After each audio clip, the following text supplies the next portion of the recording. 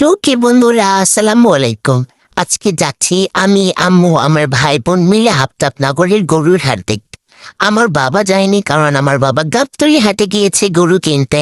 তো আমার বোন কি নাচে নাচে ওরে। তো ফার্স্টে একটা রিক্সা নিলাম। যে ভাড়া নিছি রে ভাই, গরু দেখতে যাচ্ছি না স্বর্ণ দেখতে যাচ্ছি কে জানে। তো যাচ্ছি আর আমার বোন গাড়ির ভিতরে যা ছিল সব টানা টোনা ছিটতেছিল। দেখতেছি ট্রাক ভরে ভরে গরু নিয়ে যাচ্ছে, তো গরু সব নিয়ে গেলে আমরা দেখবো কি ভাই।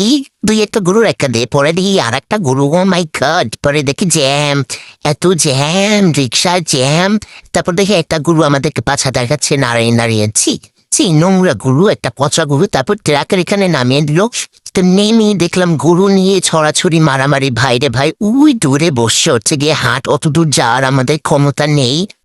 দেখো সব আমাদের সাথে দুইটা লেন্দি বেন্দি আছে, গরু যে লাতি লাতি করতে আছে, একটা গুতা দিলেই একদম শেষ হয়ে যাবো।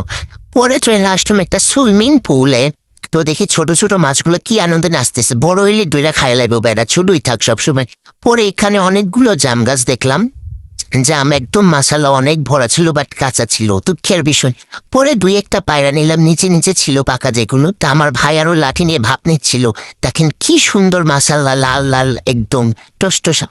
এরপর আমি একটু ঢং করতে গেছিলাম, পরে আবার মা আমার একদম উল্টায় বানাই দিছে, যে আয় তোর ঢং করবে, আয় তোর একদম উল্টায় দি। কি আর করার, এই দুই রং করলাম, আর কিছু করার নাই। পরে আবার একটা রিক্সা নিয়ে চলে গেলাম, গরুর দাম জিগাইতে জিগাইতে, এই মামা কত, এই মামা কত, কইতে কইতে ও বেড়া গো দাঁত ভাঙ্গা যাব। পরে চলে আসলাম আড্ডার মোড়ে আড্ডা দিতে। তো আড্ডা আড্ডা দিয়া তারপর কিছু জিনিসপত্র নিয়ে একদম যে কাছে চলে আসলাম। আজকে ব্লগটা এখানে, ধন্যবাদ।